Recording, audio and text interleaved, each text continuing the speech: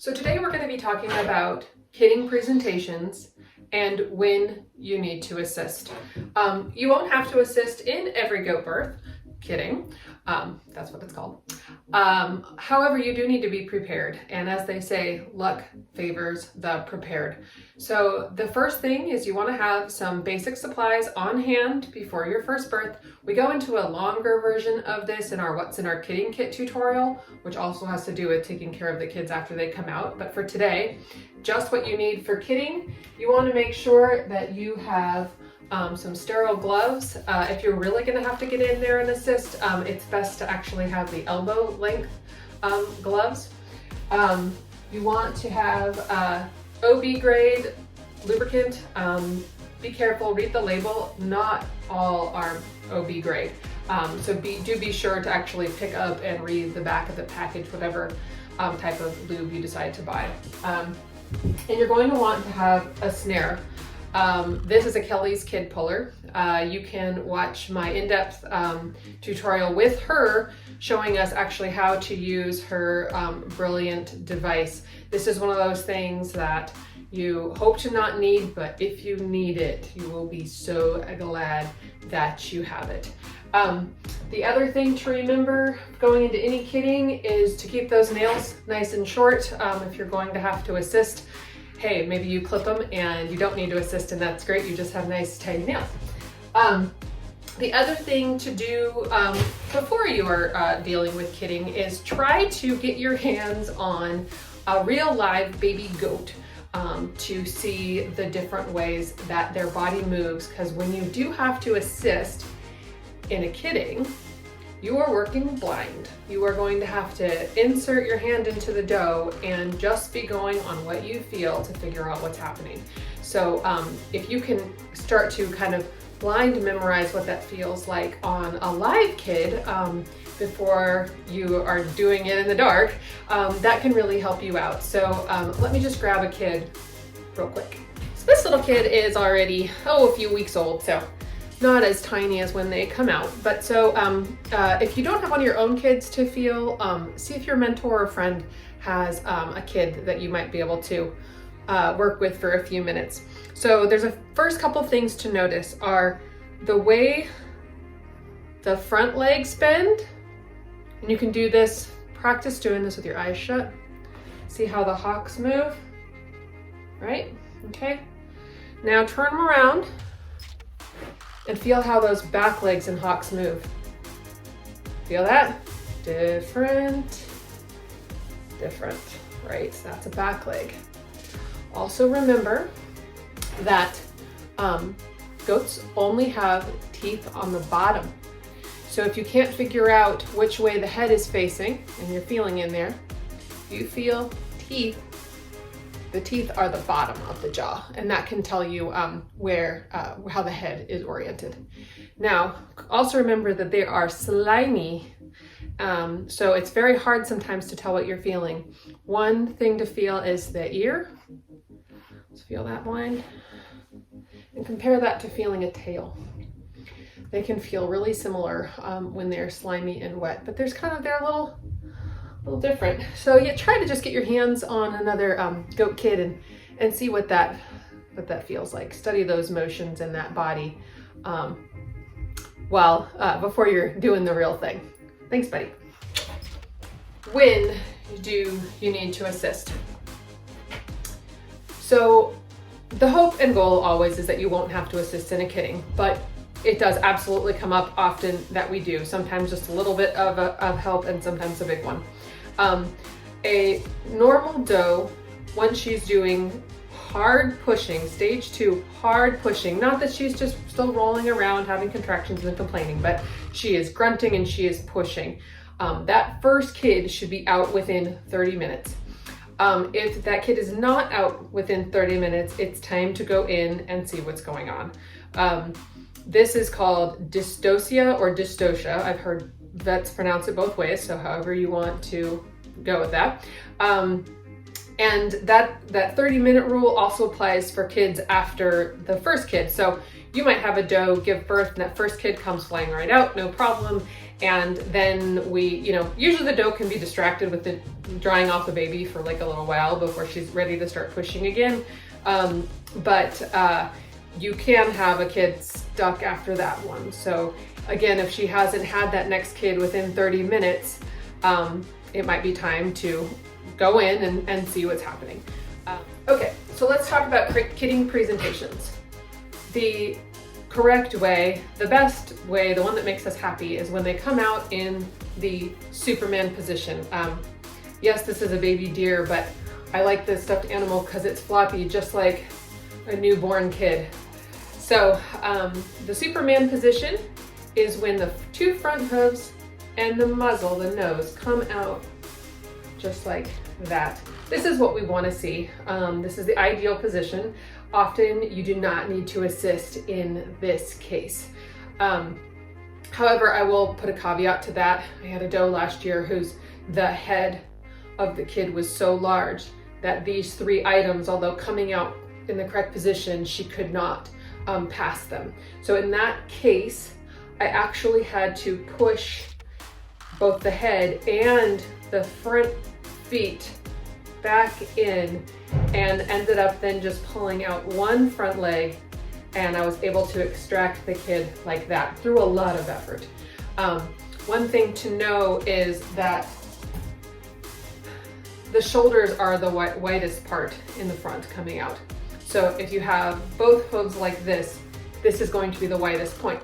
So think about that, if you take one of those hooves away, now we are narrower, and if we are stuck, this is a way that we can get out. So Superman position, love it. Usually it's a-okay, you don't need to do a thing, but sometimes if it's a really large kid, you might have to get in there. So that kind of leads into the one-legged Superman. Sometimes the kid presents with one hoof forward under the muzzle, one front hoof back.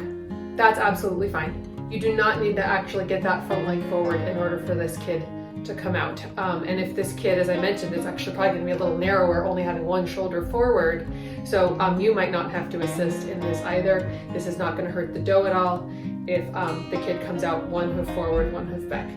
So that's our one hoof Superman. So a breech presentation of butt first, and the legs would be up like this.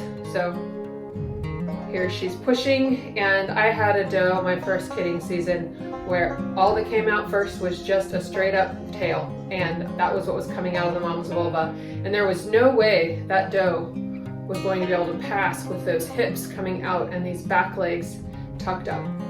The good news is this is actually very easy to correct. For you, you'll know this is a butt and you know these are rear legs. All you need to do, is reach in. You're going to be blind. It's actually quite easy to take a finger and pull that back leg up, and then you're going to try to get the other one. You want to get both. And once you have those back legs, you get the back hooves up and coming out correctly, so not dragging like this, but get those out, coming out the birth canal. And then as soon as you start to get outside, go down.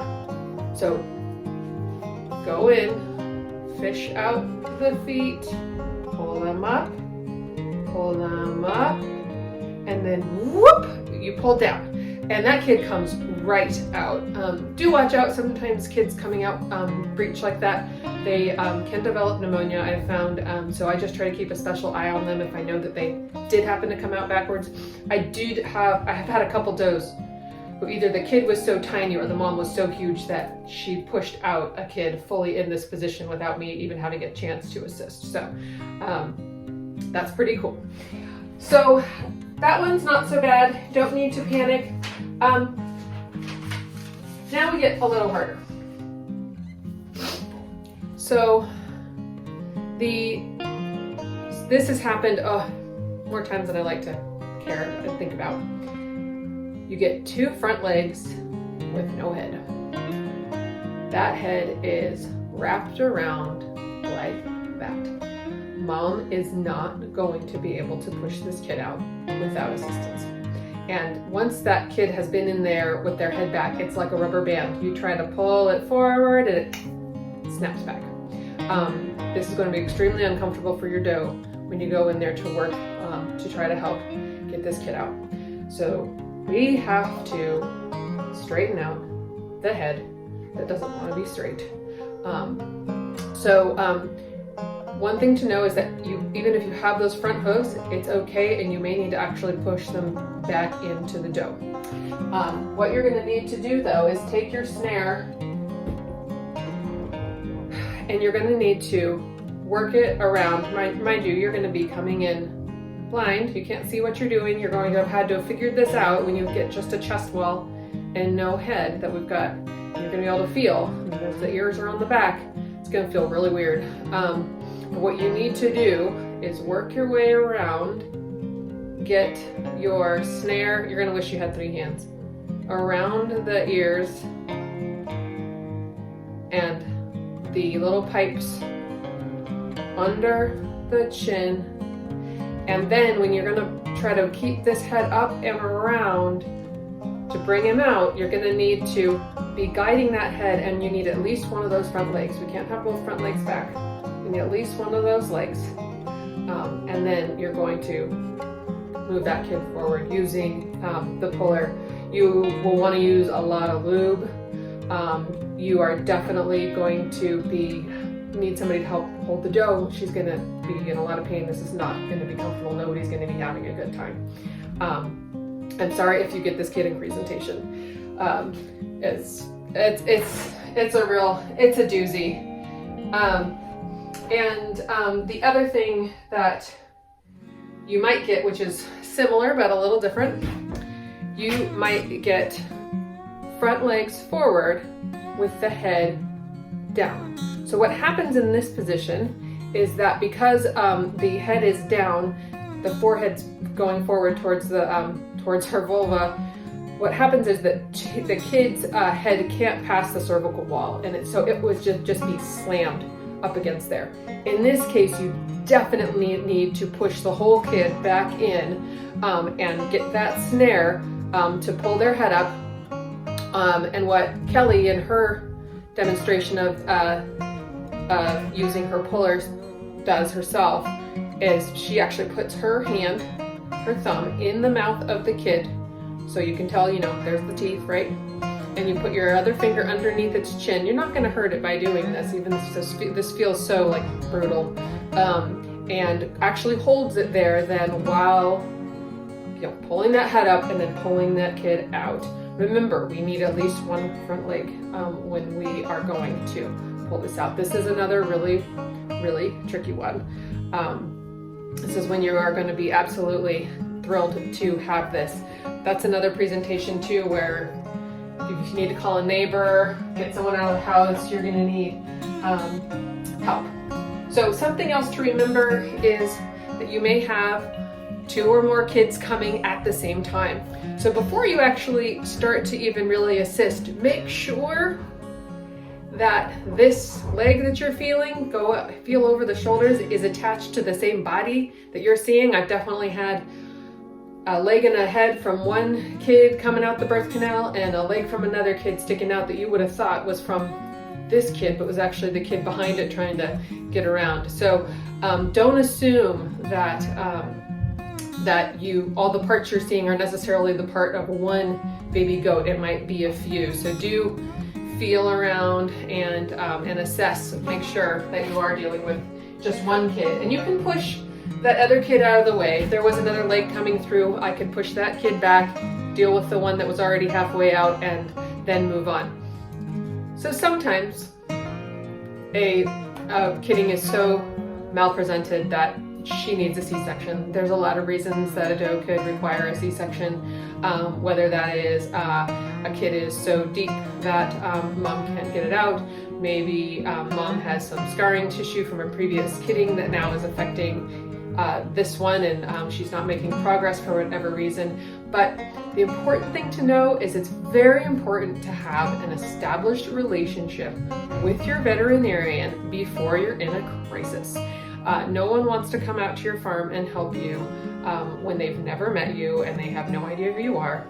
So if you are just getting started and looking to build a relationship with a vet, start by having them out and doing blood draws and fecals on all your goats. They get to know you, you get to know them, you now have an established relationship for when these crises come up. But if you're like us, we're 45 minutes from anything, so the more you can be prepared to handle emergencies, we can do everything but C-sections here on our farm by ourselves, the better.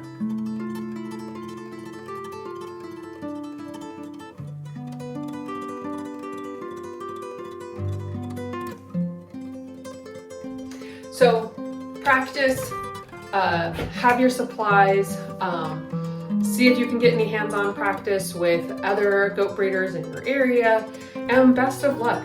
As I say, luck favors the prepared.